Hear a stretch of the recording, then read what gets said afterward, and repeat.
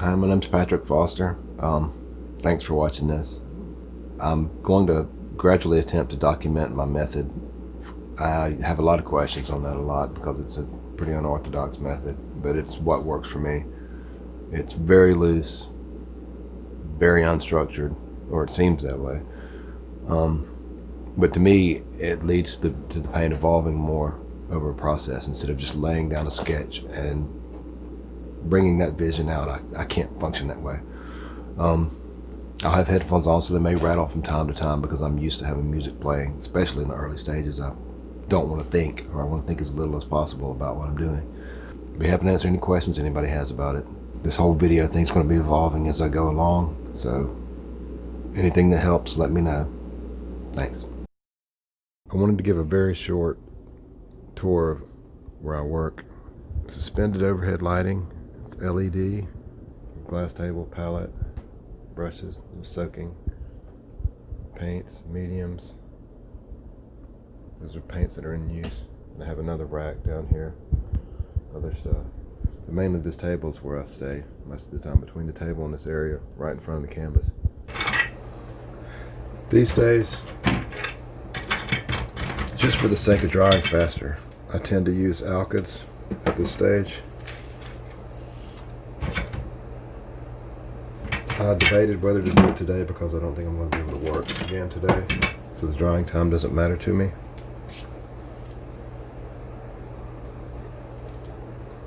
But I'm just going to get started. This is just alkyd black. I don't like using straight black. It's just too black. I usually mix it with alkyds at least, dirty knife, at least close to half and half. This is not enough. This is way too blue. Sometimes I will tone the canvas first, just to get a base color on it, just to not be white. But today I've got so much on my mind as far as figuring out how do this camera stuff that I'm really not focusing as much on this as I need to be. This is still way, I forgot how strong this Prussian is. Prussian is strong anyway, but this particular brand I have is very, very strong. And it overpowers black, and I really don't want bright blue lines. What I can do is cut it with some of this sienna, as long as you can keep it from going too green. I think that's probably close as I'm going. This is pretty close to an indigo color at this point, which is fine with me. I just don't want black. I tend to use the same brushes when I sketch, usually older ones.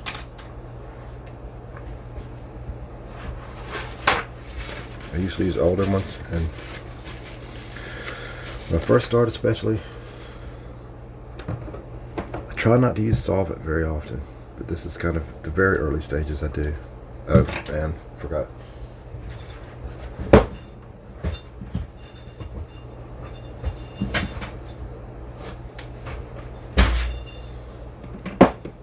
This is from a friend of mine. I didn't used to wear gloves until after about 2 years into it. My fingers started cracking, bleeding really badly because I was painting with mineral spirits basically dripping down my hands. And I had these big open cracks for about a year and a half. So I always have ventilation going, I have a fan going, a window open, pulling air out. But I don't use mineral spirits or odorless mineral spirits much, except in its very first stage. I have no idea what I'm doing at this point. I'm just trying to make marks. I usually try to keep them fairly rhythmic, maybe to just to keep interest. If I'm in a really good headspace, sometimes something as simple as that can have enough rhythm to it to where I will find an image in it. But I'm not that focused today, so I'm going to have to do. All I'm doing now is just establishing some kind of motion, some kind of rhythm to it. Try to have all these lines, if I'm doing it right, I like to have them all equal strength lines. I don't like having big, if I got a big line like this early on, it's going to dictate all this, and I don't want anything right now telling me any direction to go, because I don't know what direction this head is in yet.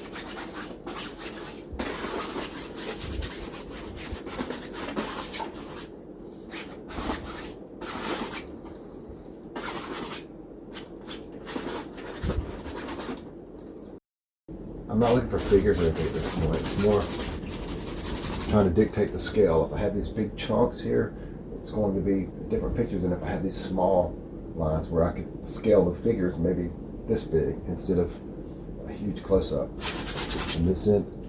that's one thing about this method is I don't know. I don't know if it's going to be a huge face. I don't know if it's going to be a landscape. I have no idea.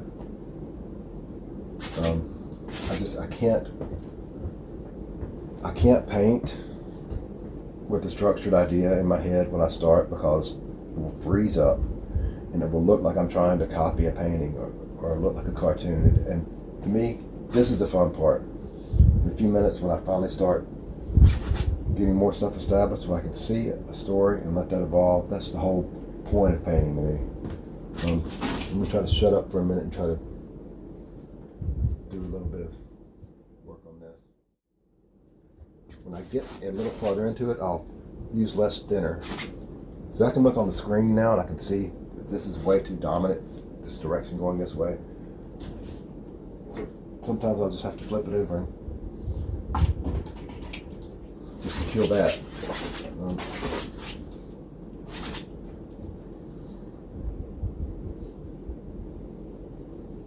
Or I may even wind up adding a color on top. These are alphids, so they'll dry. You know, I want to go back and work tomorrow, it'll be fine. This one, I'm starting to use a little bit more paint. I still don't know what's going on, but I see a few things. Just because I go with something that right now doesn't mean I want to stick to it. 90% chance I'm not. I'm going to abandon it and move to something else. Or I may keep part of it and reincorporate it into something else that happens. If I feel it's something that I've repeated before, or that I'm repeating myself, or I don't like to do that. There may be elements that go from one piece to another, but I don't like to do a painting that's too similar to the last. And I hope you can hear all this stuff. I don't even know. I'm used to backing up more.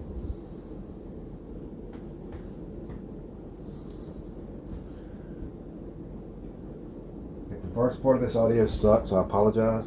I'm still trying to position all this stuff.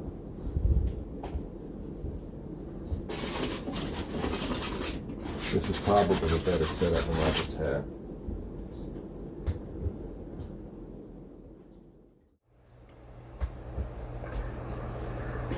Like I said, I don't like doing this a lot, but I'm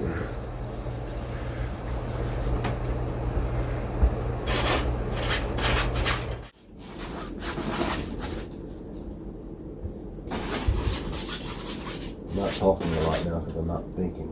I'm seeing stuff and reacting to it, but I'm not really thinking.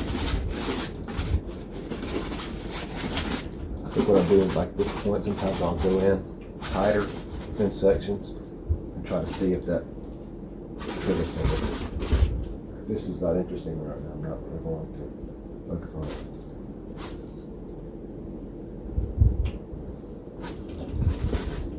it. See, like if I see a face, I try not to start doing eyes and the nose, because I don't even know if that's even going to be there in 10 minutes, so there's no real point.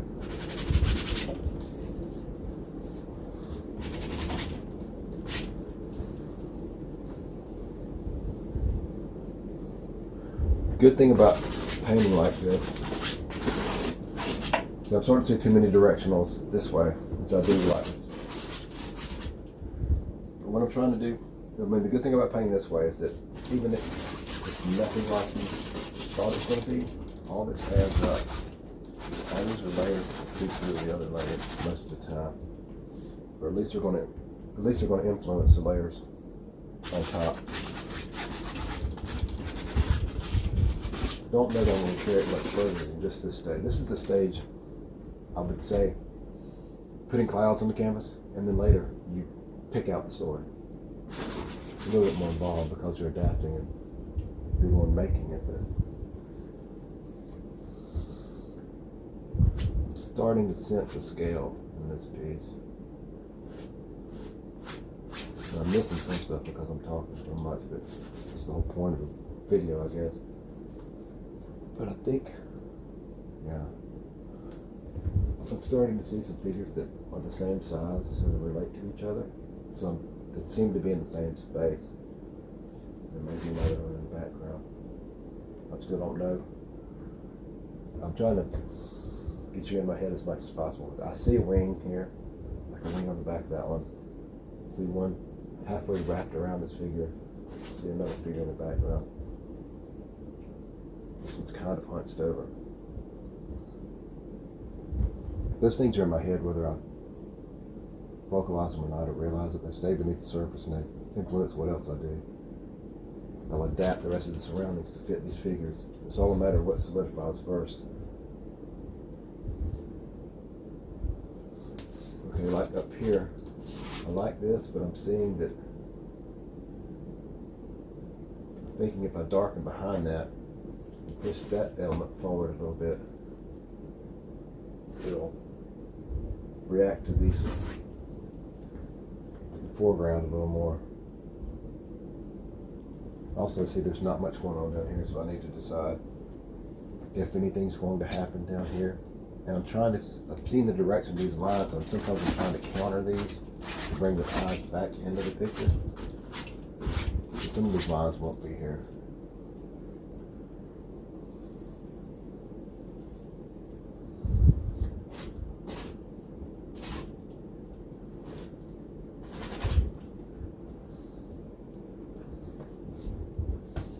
I'm trying not to get ahead of myself and start massing in these black colors, because then that covers up all these lines that I have going. I might miss something that would have developed otherwise.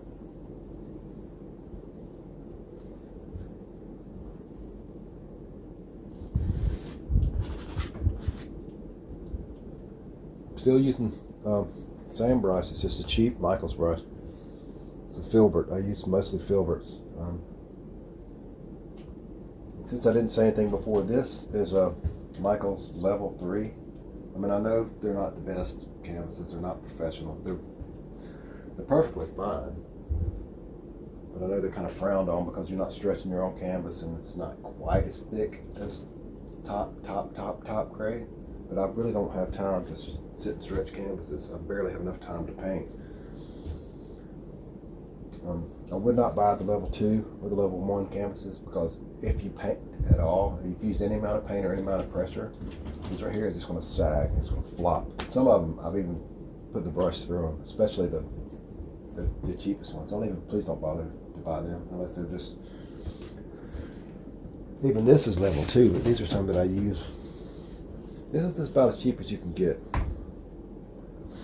These are ones that I use to show my palette colors. These are like the cheap ones. If you look, they're back stapled, and please don't ever buy these. I think there's actually one level below this, so this is not the cheapest one, but I mean, let's see if this works. If you can, okay, it's already cut, it's already gone. So it doesn't take much. Just don't waste your time on these, please, unless they're like for crafts.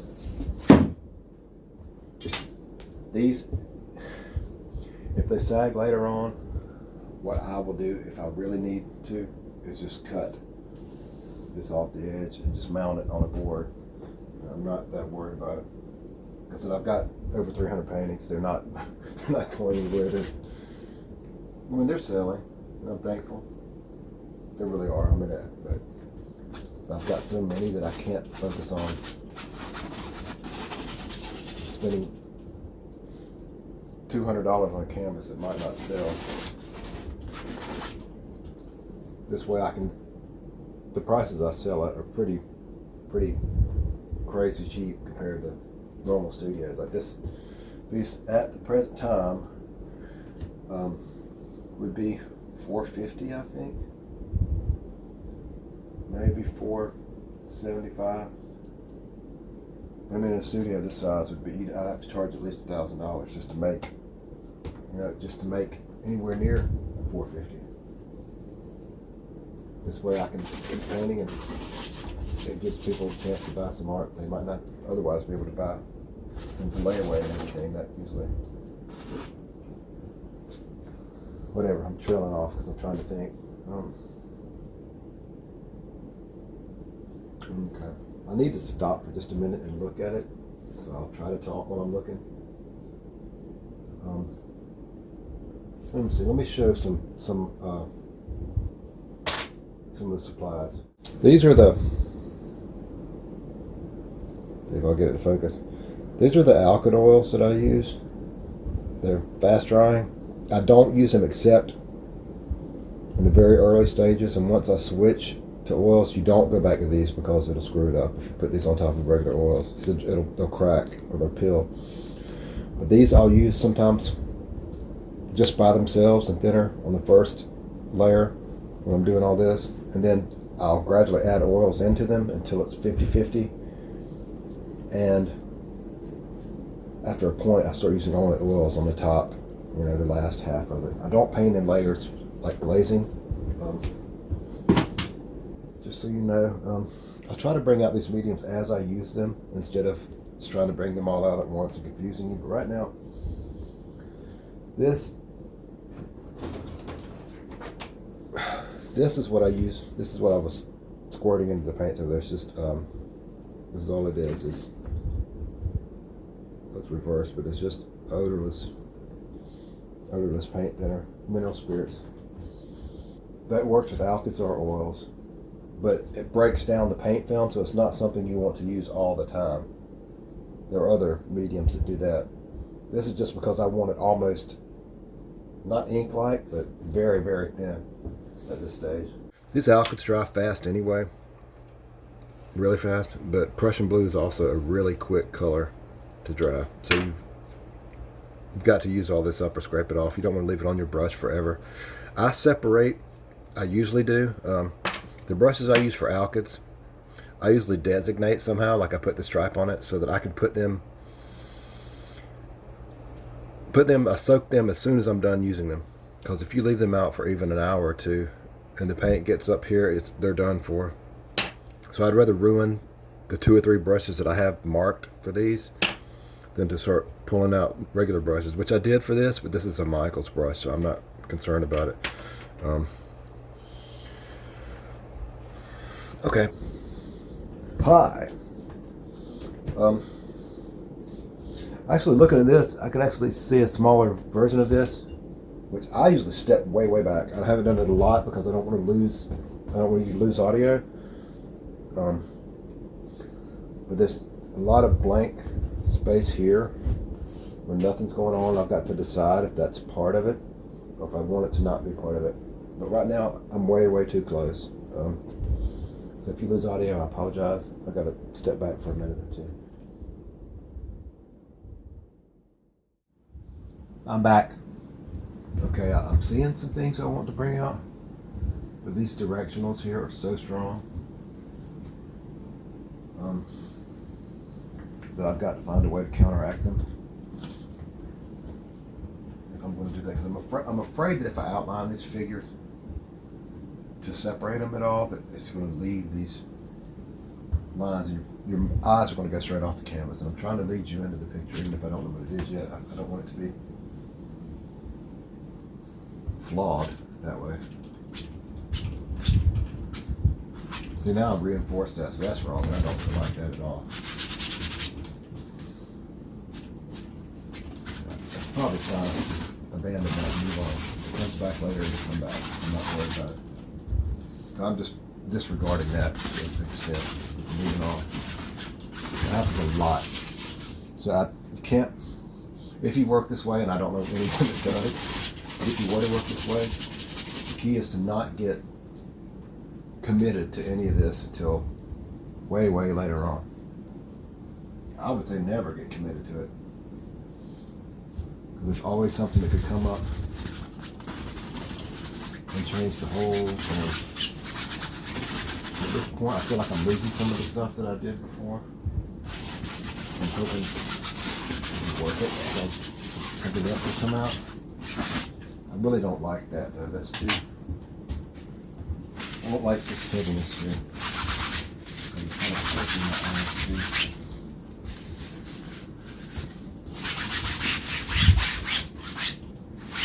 Sometimes I wipe down a little bit of this, but can do it. I really don't know if that's I can go with the lighter case. I use a lot of paper towels. I try to use rags, but it doesn't always happen.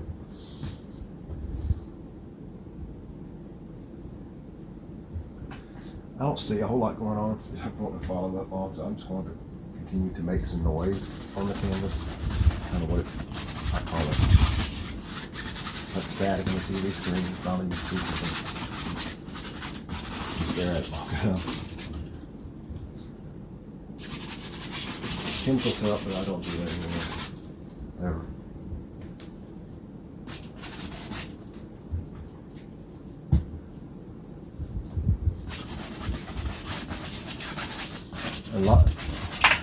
One of the thoughts in my head when I'm working, not a thought, but just the way that I work, I decide between curves I'm doing and just angular, because they have a whole totally different effect. And I'm afraid these are just too, but they're just too curved to work, especially paired together. And here I see something, but it's right in the center, so I don't know if I want to work something right in the center. Plus, it reminds me too much of the coon.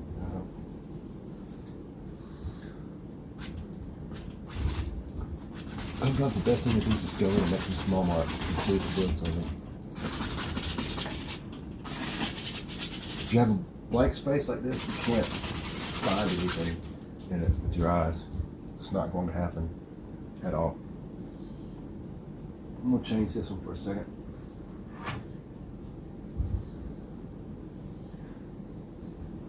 I'm just trying to give you a close-up of what I'm seeing when I do this.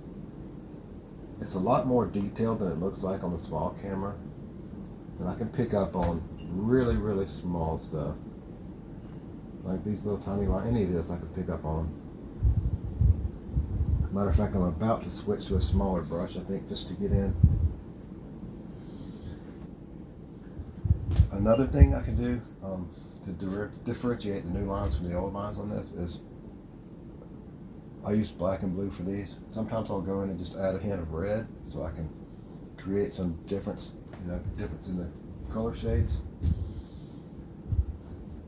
I'm just trying to give you a close-up of what I'm seeing when I do this. It's a lot more detailed than it looks like on the small camera. And I can pick up on really, really small stuff. Like these little tiny lines, any of this I can pick up on.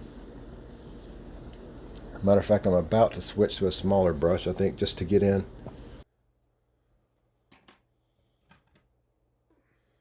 Alizarin Crimson was my all-time favorite red, but since it fades, I had to switch. Let me find you. This is the best substitute I've ever found. I don't know if you can see it. Is it upside down or right side up? I guess it's upside down. Gambling. Alizarin Permanent. It's a different formulation than it used to be. It's only one pigment, so you don't have to worry about mixing issues. And it's about as close to alizarin as I've seen. If you don't know what a lizard looks like, this is not going to mean anything to you, but well, it won't anyway. Anyway, so I'm going to put, it's going to go purple, and I really don't want it bright purple, so I'll probably have to add in some black again to this.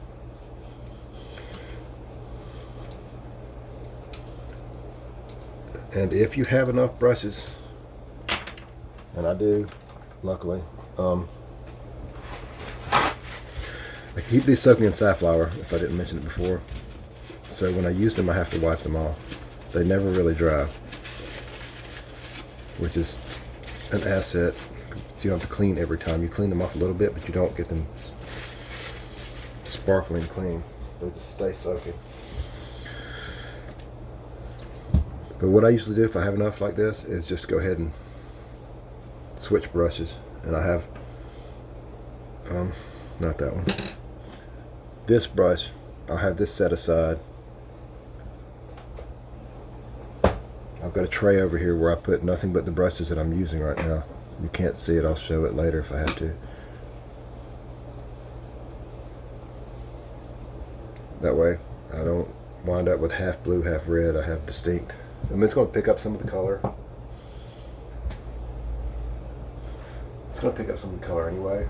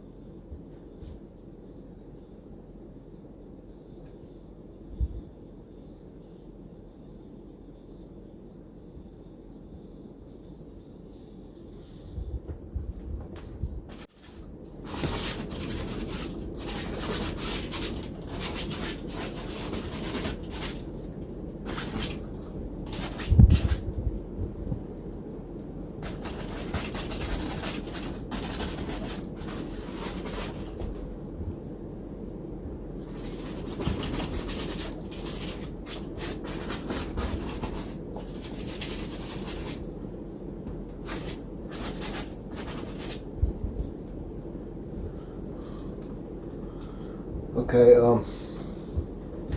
I know this is going to be an incredibly boring video because all you see is a bunch of noise on this thing, and this is not what the end product's going to look like. I'll try to put in some pictures of other pieces that were at this stage and how they moved through this stage.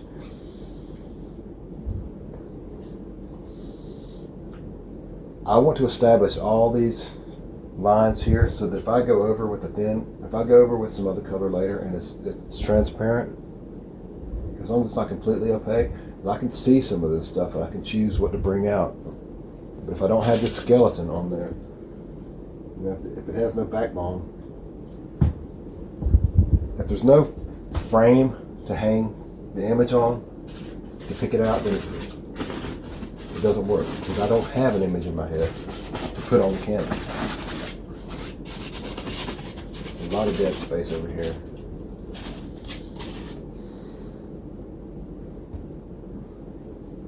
And I'm glad that I abandoned that one because I could see traces of it in there, but I'm seeing a lot more interesting stuff in these other sections.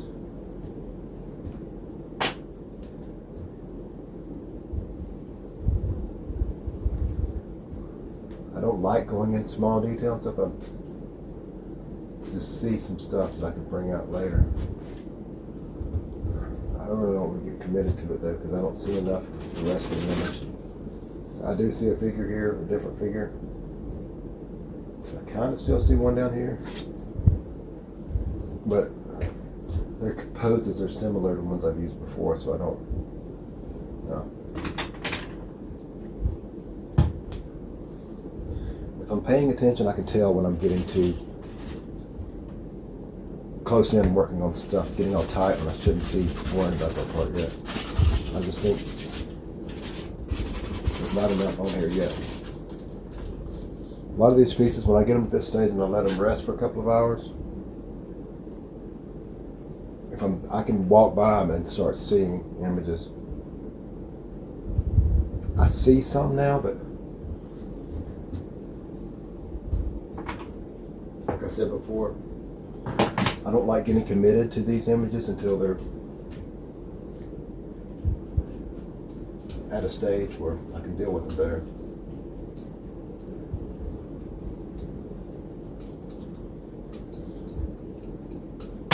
I guess what I'm trying to say is, if I get committed to this image and I make this image solid, then everything else around it has to relate to this. I'd rather wait to have a piece of this, a piece of that, a piece of this, a piece of, and then bring it all together at the same time than try to build everything around something that I like.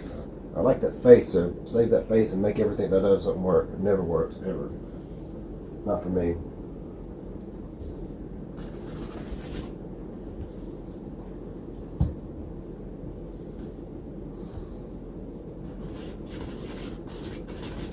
This is a different kind of brush. This is a dagger brush. It's really good for like expressive lines, really loose, organic looking stuff. So I'm using it now to try to get some of these smaller lines.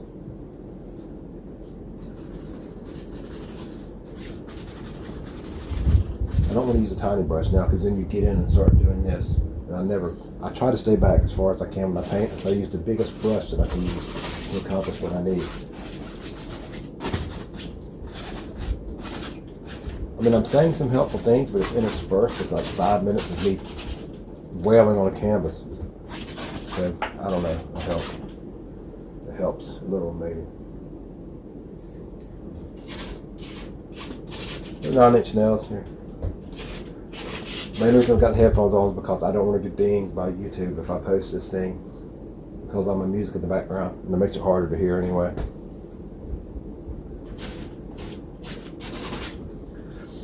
Probably want to stop at this point just so I can review this and make sure everything's recording right and I'm not wasting my time.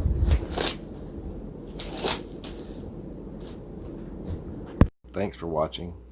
I'm Patrick Foster, patrickfosterstudio.com. I had some issues with this one and I'll figure it out as I go along. Got to turn the video stabilization off. It'll stop the jumpy focus that it has. This is just the first test video, and I hope to follow this piece all the way through to the end.